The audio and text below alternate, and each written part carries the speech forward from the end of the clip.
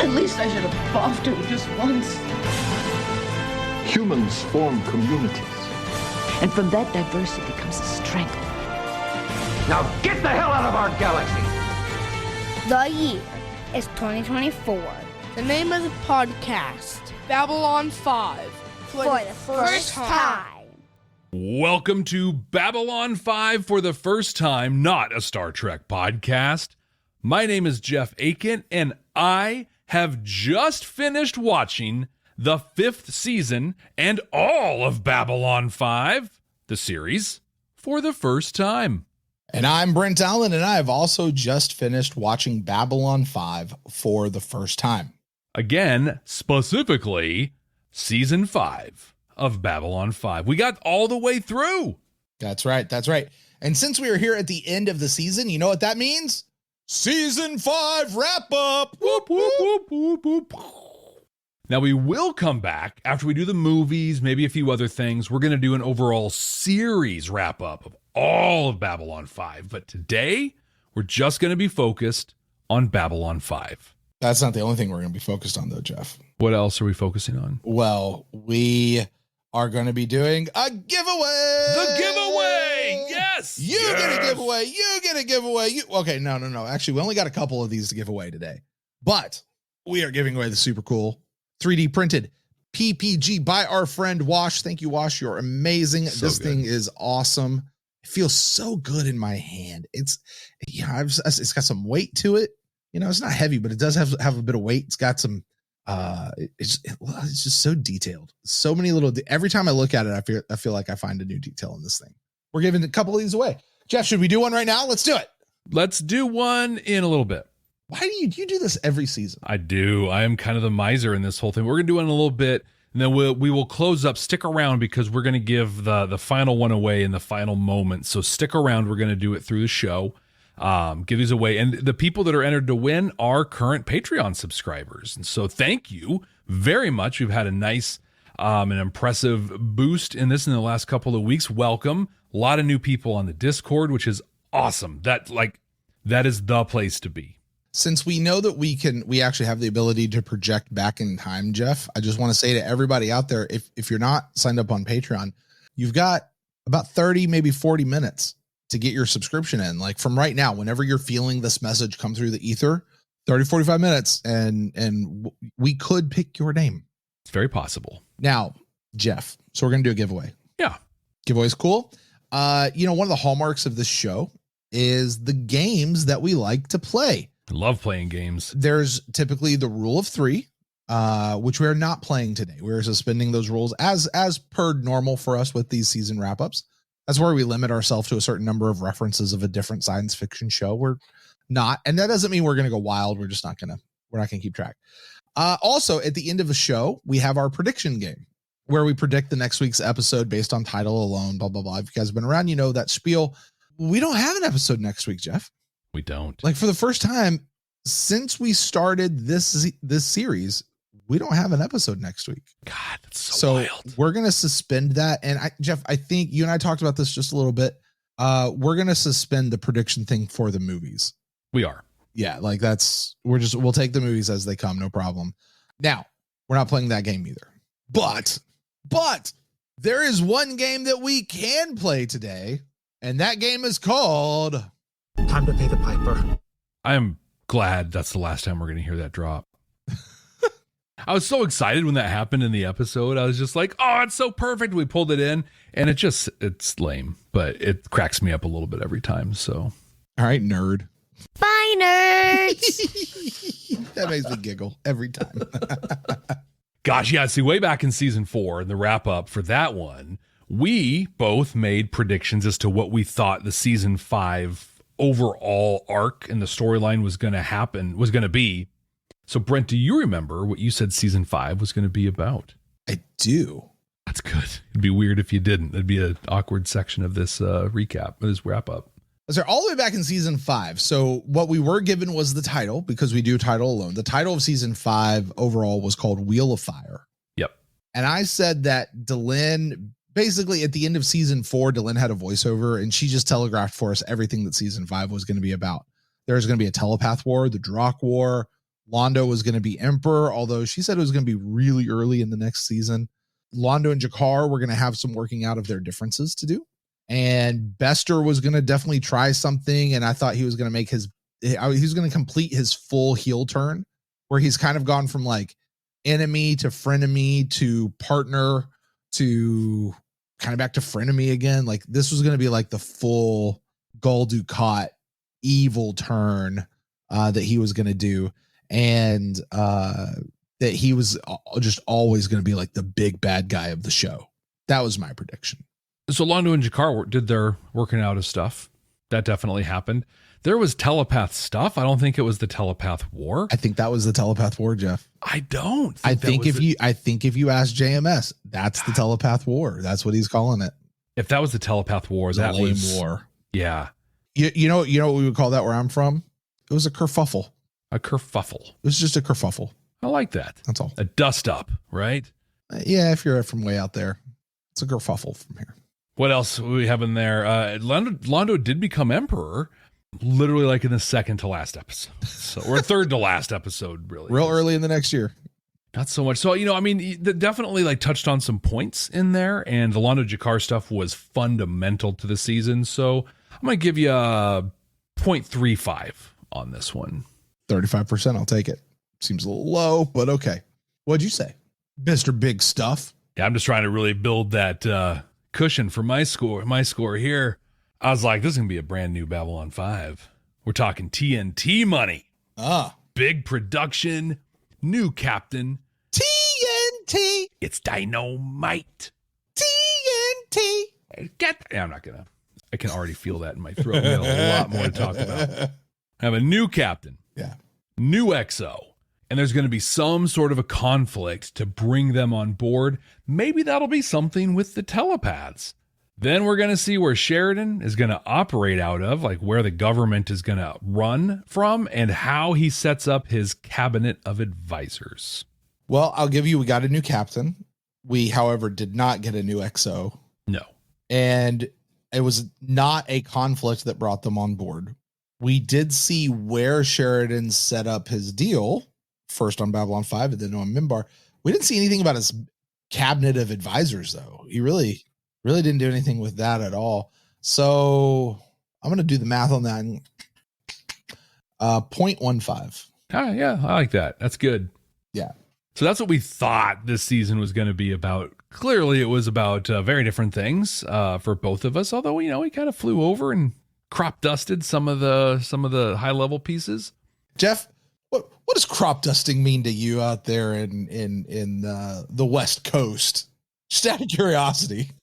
So we crop dusted some stuff. What do you mean when you say that? It's got a couple meanings. The one I'm using is we kind of did a high level flyover. Uh-huh. Yeah. Okay.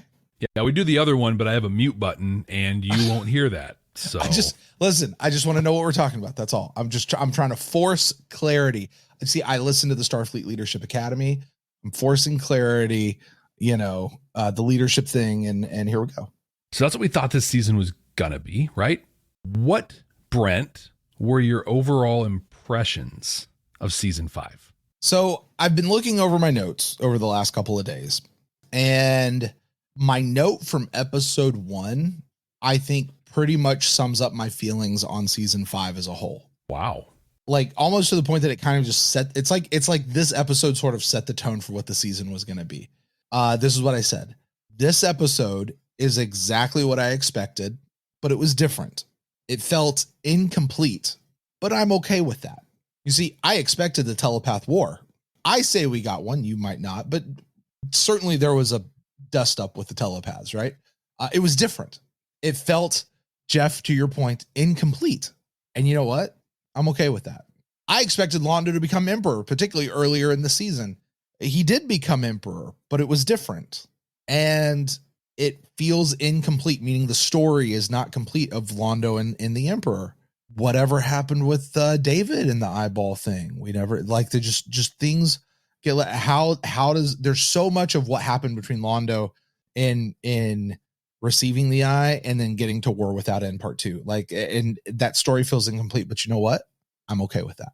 I expected Sheridan to have to forge this alliance together, the political intrigue, and that's kind of what happened, but it was not as in the forefront as I thought it might be. It was different, and it certainly doesn't feel like they dove into it as much. It feels incomplete. But Jeff, you know what? I'm okay with it. Sleeping in light made me okay with everything, and I'm still riding on that high. I really am. Overall, though, this is a weird season for me, Jeff. I don't know about you. It's just a weird season. It had some highs, like really high highs. My favorite season opener of the series was right here in season 5. There was an awesome story arc for Lockley that was played super slow, but I love where it wound up. The last bunch of episodes, like from 16 to 22, the last third of the season, excellent episodes. Really good at like the kind of episodes I came to expect from JMS after going through season 4. It was also a season of some really low lows. The entire Byron thing. I'm not saying that we shouldn't have done Byron at all, but it could have been condensed like 2 or 3 episodes and then move it on to Lita in the telepaths and let Lita be bad for the whole season. Like that'd have been really super cool. There were also just some weird episodes, Jeff, that in and of themselves, like it was a fine episode. I feel we said this is an okay episode. It was fine, but why is it here? It doesn't feel like it belongs. Lanier in a training op, fine episode, but why is it here? The other one where the Ranger trainees came to the station. Yeah. Learning curve. Good episode. Yeah.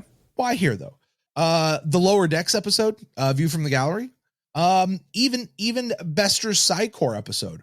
Cool concept, but why here?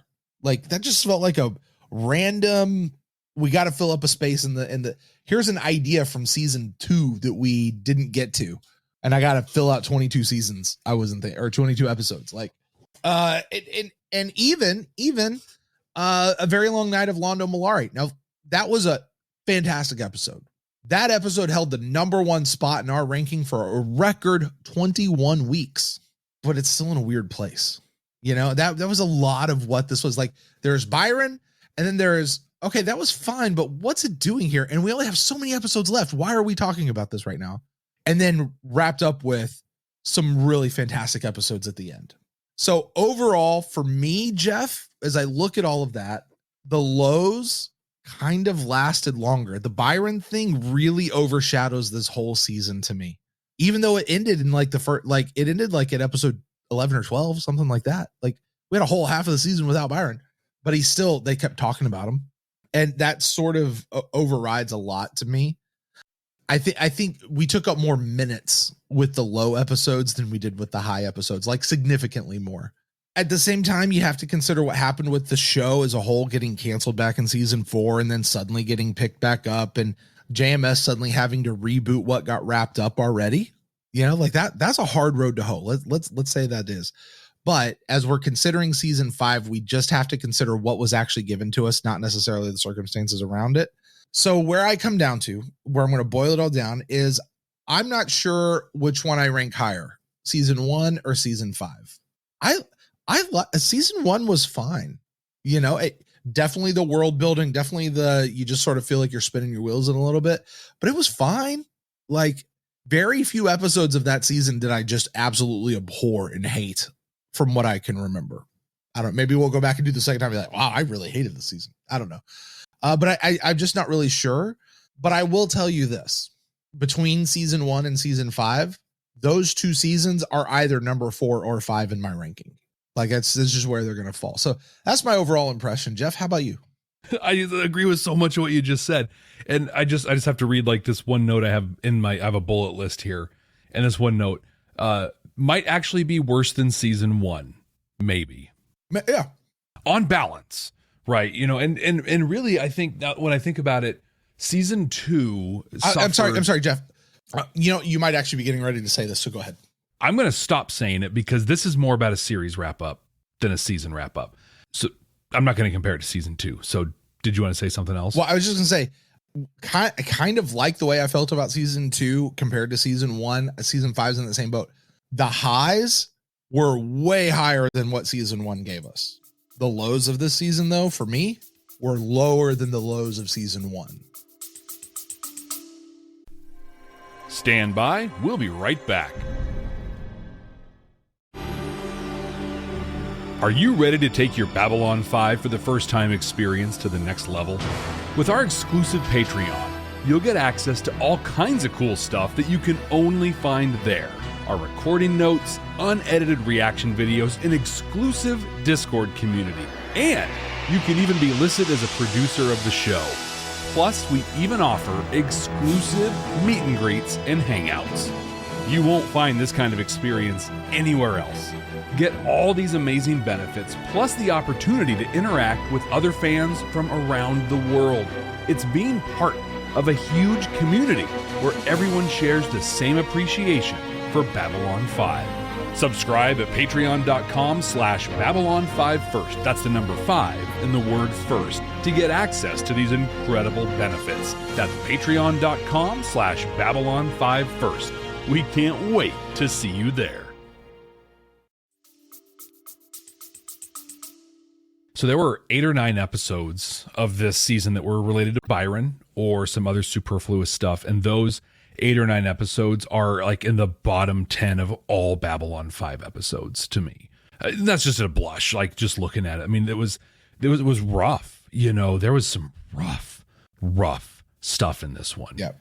We were excited. And like in your prediction, it was there, and how Delenn wrapped out season 4, where there's the telepath war, there's the Drock war, you know, and so like we got through the season, we don't even know for sure if that was the telepath war or not. And if it was the telepath war, come on. We got, I don't know, 8 minutes of the Drock the whole time. Like they were actual, like we got little glimpses and they were in one episode, and it was cool to see them, but I have so many more questions about them than I have answers.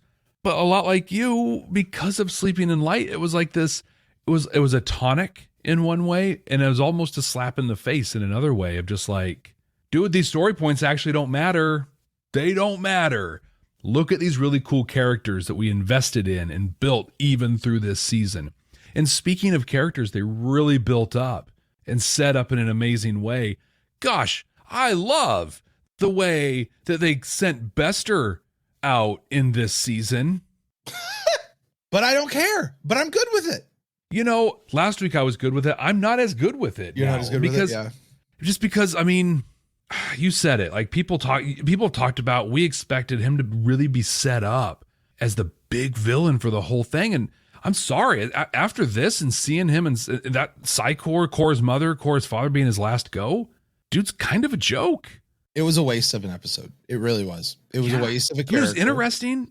It was fun. Season 2, drop it in season 1, season 2, maybe even in season 3 for whatever reason. But what? Not anywhere past that. No. The just the fact and yes, like you said, they had to reset. They had to repick things up. They had a lot. They were rolling. It was Sisyphus pushing the stone up the hill, right? But still, so much time just spent spinning in one place, not moving forward, not getting us closer to anything, not building a character in big ways. Like, I just feel there was a tremendous amount of wasted time in this season. We got to see the Interstellar Alliance, right? This was the big thing season 4 closed out on. It was Rising Star, and the theme through Deconstruction of Falling Stars was the fate of the Alliance, and Delenn and Sheridan and how they brought it there. But you know what I saw in season 5 was the Alliance was a cool name for the League of Non-Aligned Worlds. Nothing changed whatsoever. I am wildly disappointed. The Alliance was not that impressive. No. It really wasn't. Doomed to failure. All of that said, the last third of this season, Brent, oh my God, so good. Meander, do whatever you need to do, right? Have all these episodes. You could compress them. I'm not like you. I'm not saying Byron wasn't necessary. One episode and move on, right? Those things that happened in all those other episodes, condense them down. Rewrite Byron. Byron comes in looking for a home for his telepath friends. He's got all his telepath people there with him. He meets Lita. They engage in a relationship. Something awakens inside Lita. The telepath friends go wild, and Byron gets killed at the end. Done. That's it. It could have been a 2-parter, maybe one episode. Actually, it really would have been okay as well. But then you set off Lita for the rest of the season. And Lita at the end of this season was amazing. So the Lita I wanted all along, right? It's the Talia we wanted all along. It's the Talia we got for 2.5 minutes right before she got kicked off the show. Who we still pine for, right? Like, oh, she was awesome. Yeah. I find it fascinating though, where, like you said, the very long night of Londo Mollari sat in that top spot until just last week. The one episode that knocked it out, Sleeping in Light, those 2 episodes, best episodes of season 5. Can I stop you real quick, Jeff? Because this just occurred to me. All right. We assume Very Long Night of Londo Mollari really was probably originally planned for season. You're stealing my thunder, bro. Oh, am I? I'm sorry. Yeah. I'm sorry. Go ahead. So the top 2 episodes of season 5, like the pinnacle of this season, are actually season 4 episodes. The Very Long Night of Londo Mollari needed to happen in season 4 before the wedding, before the jokes, before Londo and G'Kar were just the comedy sidekicks to the show. It needed to happen then. Now, it happened in season 5. It was produced, acted, all that stuff. It's a season 5 episode, a season 4 story. And I think that the fact that the highest points in this season were essentially from season 4 says everything that I can say about my overall impressions of season 5. That's not what I was going to say.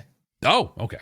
No. So if season 4 was not going to be go back with me to the beginning of season 4. Mm-hmm. P10's around. P10 as a network does not get canceled. Season 5's on the horizon. We got season 4. Let's play out season 4. I'm not doing the finale episode yet here in season 4. We're going to do that next year. You got one more episode to produce for season 4. What episode are you going to produce? The Very Long Night of Londo Mollari. Okay. So, hey, P10 gets canceled. Man, I've got to put in a finale, but now I got to kick out one episode that I really would like to do, but I'm just going to kick it out because of different reasons. Which one am I going to do? Very Long Night of Londo Mollari. People will just understand that they had a come to Jesus and it'll be fine, I guess. So Sleeping in Light booted Very Long Night of Londo Mollari from season 4. Or Deconstruction of Falling Stars did. Well, no. Sleeping in Light. Well, because we didn't get Deconstruction of Falling Stars until after they produced Sleeping in Light. Correct. See, like they didn't do Very Long Night of Londo Mollari. Oh, okay. I follow. Because they were going to do Sleeping in Light, right? Yeah. So Sleeping in Light booted Very Long Night of Londo Mollari once back in season 4, and then Sleeping in Light booted Very Long Night of Londo Mollari from the top spot of Londo Mollari. Very Long Night of Londo Mollari can't get away from Sleeping in Light, from messing up its stuff. Like, that's all I'm trying to say. And Londo Mollari wasn't even in it. Right. So Jeff, this season had a lot of great moments. So let's do this. Let's do a top 3 list. Let's do top 3 of your favorite moments, top 3 of your least favorite moments. Okay. I'm going to start with my favorites. Good place to start. In the number 3 spot. These are in no particular order, but I'm just going to build it up anyway. In the number 3 spot, Londo breaking and apologizing to G'Kar. And I'm going to take a little liberty and I'm going to stretch ahead a bunch of episodes in the same moment and say G'Kar apologizing. Oh, so good. So good, Jeff. So good. Yeah, or forgiving, not apologizing, but G'Kar forgiving Londo. This is a very specific scene, but I loved it. And it shows us so much of what we missed because of this other storyline they spent a lot of time in. But that time when they're coming to arrest Lita and she gets the whole Zocalo to start like tapping their fingers and drumming like, oh yeah, heavy and ominous. And she's just cool as a cucumber. Like, look what I got. Like, let's do this. Maybe my favorite moment in the whole season. Maybe this might be number 1. Sleeping in Light. The transport, I'm going to assume, was JMS leaving and all of the ships falling in behind it. Oh, I just said it and I literally got chills and goosebumps. Like, I don't know if you can see them. But like, yeah, actually I can. Like, I got, just saying the scene, I got goosebumps from that. For my bottom 3, I took a little liberty earlier by combining 2 episodes. I'm going to combine, 8 or 9 of them. My singular number 1, 2, and 3 worst moment in this whole thing was Byron. Together. Byron. Yeah, it's Byron. That's it. Yep. What about you? What are your top 3 and bottom 3? Well, I'm going to agree with Byron about the bottom 3. Oh, everything that was wrong about this season, like we can nitpick the other stuff, Byron was worse than the way I felt about Lanier. I hated the Lanier storyline. Yeah. Hated the way they let Lanier go. Byron was worse by more than threefold to take up all 3 spots. You cheated a little bit, but I'm gonna ride your coattails and cheat with you there, Jeff. All right. So top three. If you can make me feel something, you can make me laugh, you can give me some emotion, you can make me cry. Those are going to be the moments that I love, right? My number 3 moment was when Garibaldi drugged the assassin guy back in to see Lita. Yeah. And she's trying to break his mind. And she goes, "Oh, you forgot to carry the 7." It was so good. It was so good. Oh my gosh. I loved everything about Lita going bad was absolutely phenomenal. That is the Lita we should have had, not since the beginning, but we should have had her since really early in season 5. Yeah, after the single episode with Byron, who it just occurred to me got more screen time in this season than Captain Lockley did. Just think about that. I actually don't. It almost feels like he got more screen time than, like, say, Delenn. That's not true, but it kind of feels like that. Because Delenn was very much shunted to the side for the first 16 episodes of the season. Yeah. So was Sheridan, so to speak. It's like Sheridan was too. Like, they were there. He was doing paperwork. Other moments that I really liked. I liked Londo and Jakar coming to Jesus together. I was thinking specifically of when Jakar did the thing, because that sort of sealed the whole deal.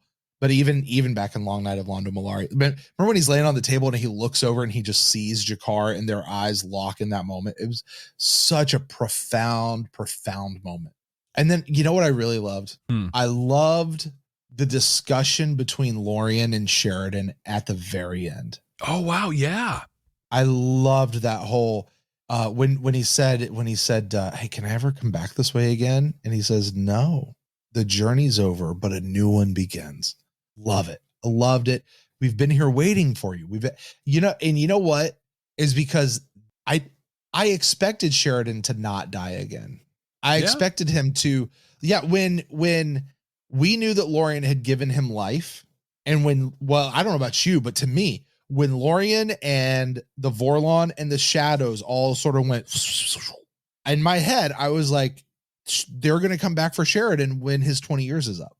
Oh, like that might be why I've always thought that Sheridan was Kosh. Right. Fed into that. That might be really where the genesis of that came from. I don't remember where that idea came from, but, and again, what I love about this is JMS wrote this show in such a way to use foreshadowing, use some tropes, use compelling writing, compelling characters to say, this is the story. I'm setting this story up. You see what's happening, and we're going to pay it off. And, to end on that kind of a note where Sheridan, when was it Ivanova doing a voiceover, was like, a few days later, we found his White Star hanging out there and everything was sealed up shut. There was no way he could have gotten out, but he just wasn't there. I love that. It's a good top 3. There are a lot of great moments in this season. Mm-hmm. How about, Brent? Yeah.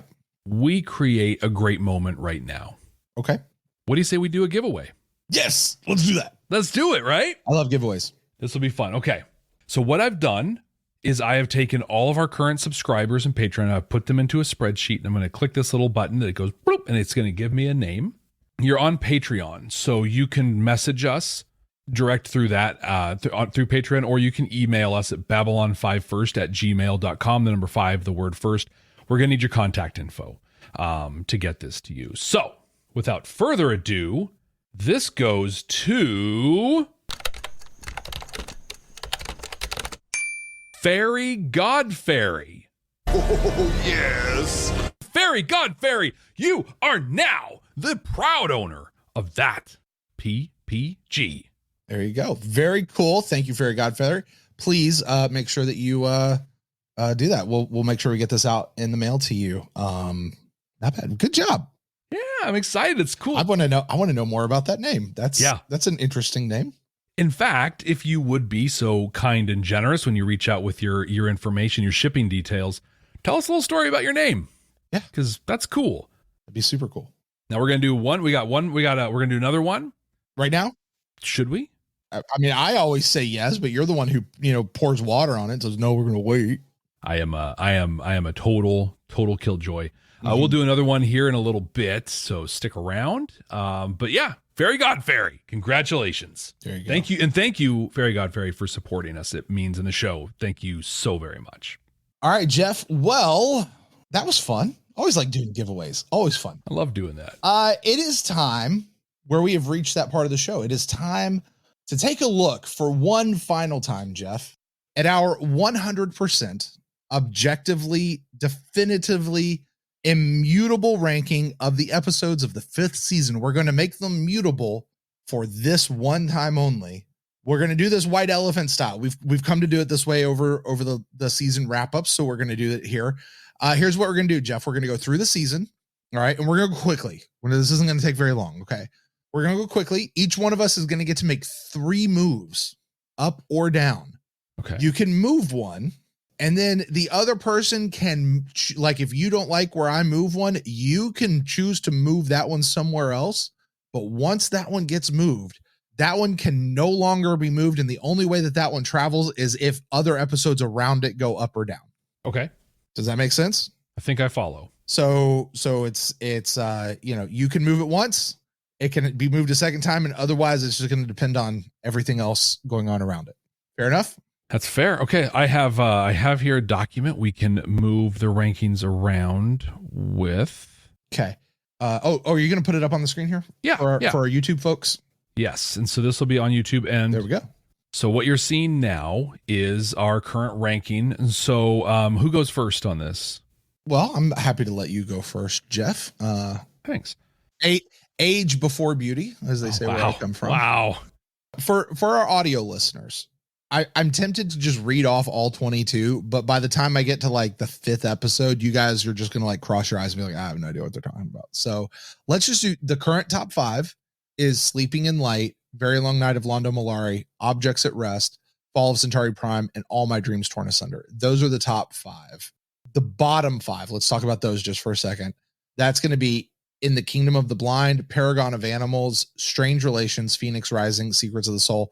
I honestly am not entirely sure that I remember what all these episodes are. I know, but I think I've got them. But I'll tell you this: all 5 of those episodes have something very much in common. What's that? Byron. Oh, at the bottom. Yeah. So okay, so I get 3 moves. Mm-hmm. I'll make these changes here in real time, but yeah, I'm good. I have no changes. Oh, you do? You're not going to do anything? Nothing. You're just saying we got it right the first time. I think we did. All right. I'm going to make a move. Okay. The Korra's mother, the Korra's father. Mm-hmm. Our new number 1, baby. Yeah. No, it is staying right where it is. I was going to say, I still have my moves. I expected a little more reaction out of you on that one. Actually, Jeff, did this happen on season 4 as well? I'm looking at this list going, I think everything's exactly where it should be. I think we got it right the first time around. I don't know if that's just because this happened in season 4 too, right? We didn't make any moves in season 4. We got really good at this. You know what I'm just going to call this? This is we got better at it as the series went on. Right. We learned. Yeah. We got better at the ranking as the series went on. So this is it. This graphic will go out on our social media and you can see it and we'll share it out there, but it's here. Our Discord folks like to do stuff with these rankings. They do. Like I've seen it. They do it over in Red. You and I aren't allowed in there. We don't know what goes on over there, but I know they pull stuff like this and do their own stuff. They leak things out at different times, and I always appreciate that. Yeah. All right, Jeff. Well, with that fun exercise that was not a waste of time at all. Not at all. We have reached this part of the show that we would be remiss, Jeff, if we didn't do this. It's time to boil this whole season down as a whole and see if season 5 has any messages, morals, meanings, holding up a mirror to society. Is it giving us hope that things can be better in the future? And at the same time, how much is it delivering that message in its own unique Babylon 5 way?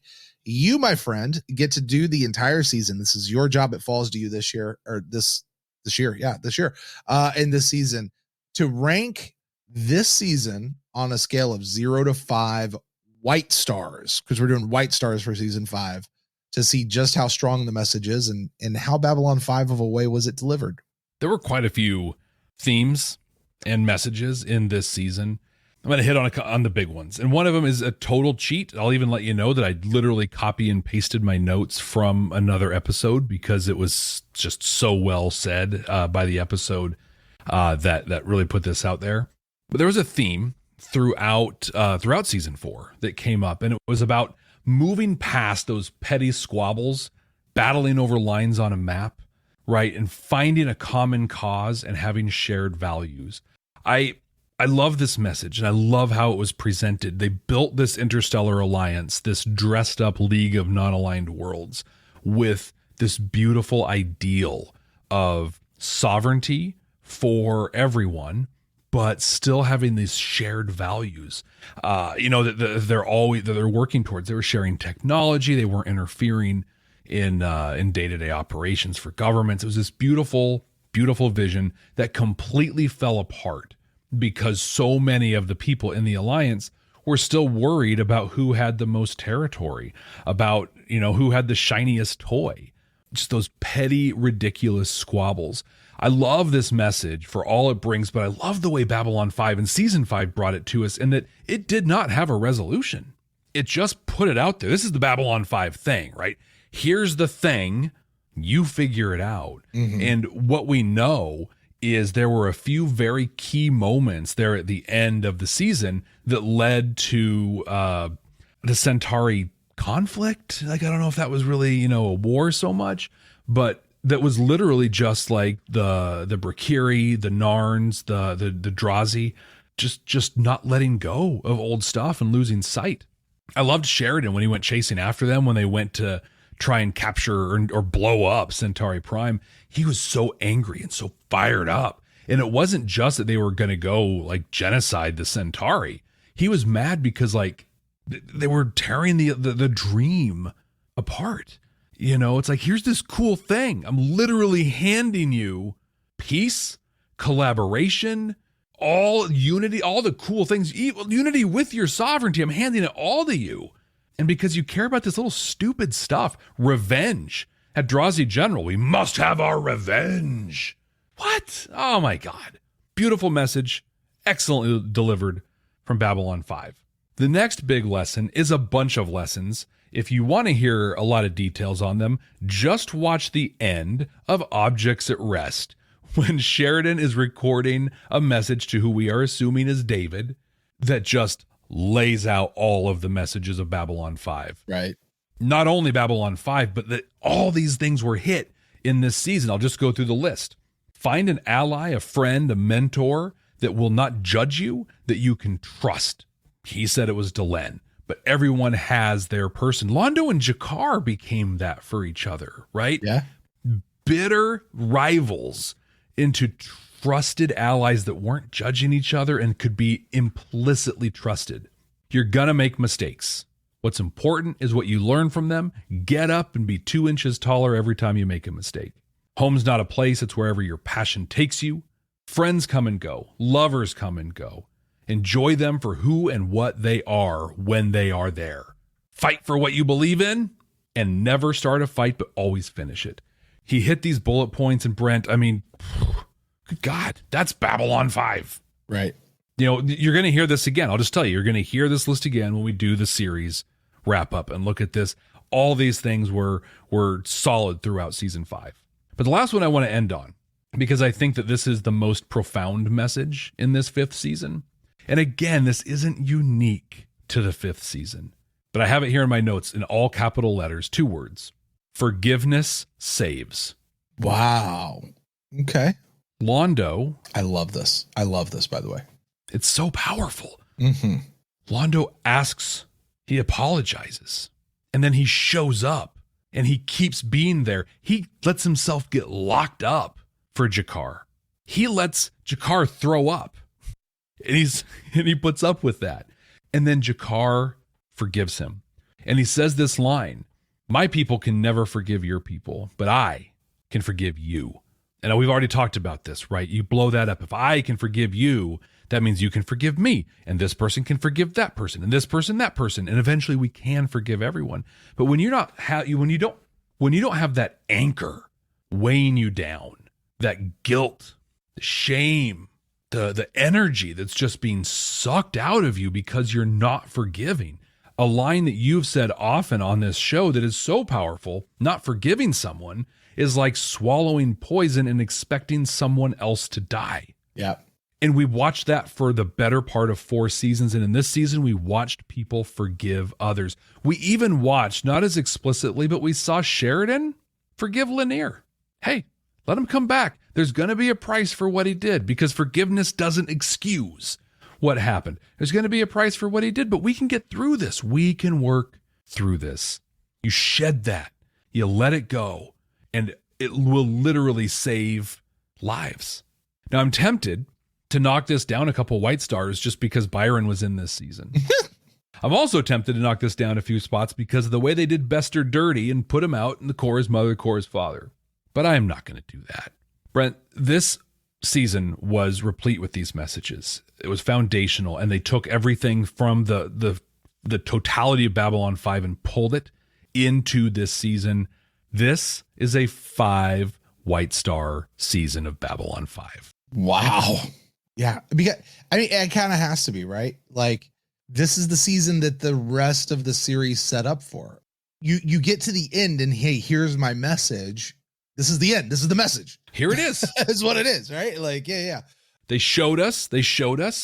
And then through Sheridan, they told us. And then in Sleeping in Light, they told us what they showed us, right? Like, it was all there perfectly. Okay. Brent, that's it for our 5th season. That's it for Babylon 5, the series. We're about to dive into the movies. No. We cannot let that go that easy. Oh my God. That's it. That's what we got. Jeff, remember? No. I'm not letting this go that easy. What? Do you remember? I know you remember. You and I talk about it, and not infrequently. Sending out a message on Twitter or something like that to a group of Star Trek podcasters. There's a group of Star Trek podcasters. You and I both happen to be in that group. And you're like, hey, so I just started watching this Babylon 5. I think I should document it in the form of a podcast. And you and I had done a couple guest spots together at some. I think I reached out. I was like, hey, I've been thinking about the same thing. Mm-hmm. You wanna hook up and do something together? And that spun into something, which eventually became this. And I mean, Jeff, if we could end right now and call this mission accomplished. We could. This was the target. The movies are extra. Crusade will be extra. The autobiographies will be extra. The other topic ideas we have will be extra. All the other stuff we got going on at the channel, that's all extra. This, we did it. This is mission accomplished right here. Holy crap. As of right now in this moment right here. Wow. I'm sitting in it for a second. Let's go watch the sunrise. No, so here's the thing, right? Like, this was the mission. The mission was for you and me, 2 Star Trek guys, get together, watch Babylon 5, the series. We did it. Yeah. We built all this stuff. Massive community, a bunch of content, like all this stuff came out of that. But do you want to know what we really built in this? What's that? Friendship. Yeah. I knew that's where you were going with that. And you're 1,000% right. I mean, like, we have friends in our community that we've built that is great. But Brent, dude, I love you, man. Me too, brother. Me too. Like, for real. Me too. This has been fantastic. And this is, when I was doing Beam Me Up with Matt is a good, dear friend. To this day, one of my best friends. Yeah. And Jeff, you're falling into that category as well. Like, this is what happens. This is why this right here, you and me, this relationship, this is the best part of podcasting. 100%. Everything else is awesome, super dope and cool. This is the double blessing that you get out of it. So thank you. Thank you for answering that call way back. So there were sometimes, Jeff, some weekends, I know for sure, maybe even some weeks. There was some weeks maybe where we spent more time together doing this than we did like with our families. We did. Yeah. They weren't frequent. Like, that was a core value for us both shared. Like, families are first, but our family always comes first. But my there's a lot of traveling that happens in my family, and so we took advantage of that. It takes this isn't a, hey, look at the cool stuff we're doing, but it takes a tremendous amount of work. This isn't just getting together and shooting the breeze about Babylon 5. There's a lot that goes into this, and I'm hoping that you all see that. Like, we've talked about the proliferate. I don't know how you say the prolificness of us, but our proliferation of content or whatever. But which has more to do with quantity. The amount that we have put out has been tremendous. Yes, but and I think we've done it at a high level too. That's what I'm saying. Is you and I we're not going to put garbage out, and so like that takes a lot of work. It takes a lot of planning, and it takes a lot of partnership. You know, it takes give and it takes take. And we've done both. Like we. I'll tell you what else it takes, Jeff. We have to acknowledge this. The incredible support system that we have around us, our wives specifically, our children, the people, you know, even in-laws and grandparents and stuff who help to get their children while the wife's gone. So you and I can focus in on and hammer out some stuff. Yeah. You know, the few times we had to get ahead a few weeks or get caught up or, you know, whatever. Yeah. Jeff, we still have a whole series wrap up to do. Like, I know we have a lot more stuff to do, but you're right. We have to mark this point on the mountain because this was the top of the mountain at one point. And this is the point where we just say, we'll do the wrap up, but that's looking back. Like we're done. We're done talking about. Well, we're done with the first of this whole show. Now we're going to come back. We're going to dive into the movies. In fact, next week we're going to be here with In the Beginning. But before we get to the beginning, let's give away another PPG. Oh, wow. All right. You know the drill? It's my favorite. This is my favorite. Ian Maurer. Oh, yes. Ian Maurer, please contact Ian Maurer. Ian Maurer, please contact us through your Patreon messages or send an email to babylon5first@gmail.com. And number 5, the word first. Ian, congratulations. You're amazing. You're awesome. And thank you. Ian's been around a while. Ian's been around a while. Yeah. Super cool. Super cool. Yeah. But yeah. Hey, Jeff. Yeah. I'm gonna pull an audible here. Uh-oh. I have one more PPG to give away. What? Let's do a surprise third giveaway on this show. Okay. I just closed the document, so you can open it back up. Yeah, I can. Give me a sec here. Hey, while you're doing that, and we're in the thanking the incredible support network to Nia and Delin and Pax Orion, the Rangers and our Intel Za over on our Discord page, Ira, who does so much work behind the scenes. You guys have no idea what she has done to help this show go forward. And really everybody else that's just been involved and done extra work for us. Fabio, our friend Fabio, who's done some of our t-shirt stuff and you know, the quiz show, the stuff that you've seen. Absolutely. You know, and I'm going to stop naming names because I'm going to forget people, but you know, all of you guys who have pitched in and helped out in extra ways that, you know, people aren't getting paid. Like this is just, they do it because they love the show. They love Babylon 5 and the community. Jeff, we said a long time ago, the Babylon 5 fan community is the best fan community I've ever been a part of. And I'm going to stick by that. Heck yes. Well, you ready for our next winner? Let's do it. And Flarnbaker. What? Okay, I need that name as well. I need words on that name before. I will not send you this until you tell me what's up with that name and send me your address. Flarnbaker is the name. Flarnbaker. Oh my gosh, that's incredible. Flarn that's what Delin made for Sheridan that one day, right? Flarnbaker. Okay. So we have ourselves a Minbari chef who's now going to be armed with a PPG. All right. Do you get that with a side of spoo? I wonder. Probably. I don't know. It's Minbari. Hey, listen, it's fusion. Intergalactic. Well, shoot, this was great. We're at the top of our mountain. We're there. We're giving out 3 PPGs. This has been a blast. I love these wrap-ups. Thank you, everybody, so much for joining us. Remember, we've got a lot more content coming, so please don't forget to subscribe wherever you get your podcasts or you watch these videos. Leave us a rating and review, all that good stuff. Share this podcast. Make sure people know it's out there. So until next time. Hey, Jeff. Yeah, man, what's up? Okay. Did they really try to compare us to Waldorf and Sattler? You know, the Muppet guys. Yeah, it was like our cover on the YouTube channel for a long time. Yeah. All right. Well, I guess Jeff, after all this time, we've got to give people what they want. Okay. Hey, Jeff. Oh, yeah. What does President Clock use to tell time after sunset? What does President Clark use to tell time after sunset? A night watch. Hey, Jeff. Hey, Brent. Jeff. Hey. What song does the Psychor sing at Christmas time? What song do they sing? What was that? Brent's the voice guy. You best to watch out. You best to not cry. Wow. Hey, Jeff. Yeah, hey. What do the Centauri smoke to get high? What do they smoke? Reefer. Oh my God, I gotta get the hell out of here. Initiating getting the hell out of here maneuver. We're not some deep space franchise. This station is about something. Hey, Jeff. Hey, Brent. Did you know that if you play Babylon 5 backwards, you'll hear a secret message from Londo? Oh, yeah? Yeah, it's called a splubiminal message.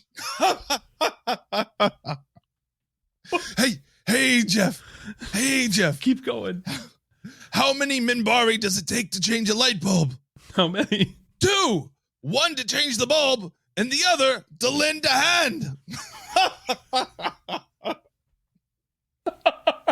Oh, hey, Jeff. What did Jakar say to Sheridan and Delenn at the end of their wedding? Oh, no. No, what? What? I'll be seeing ya.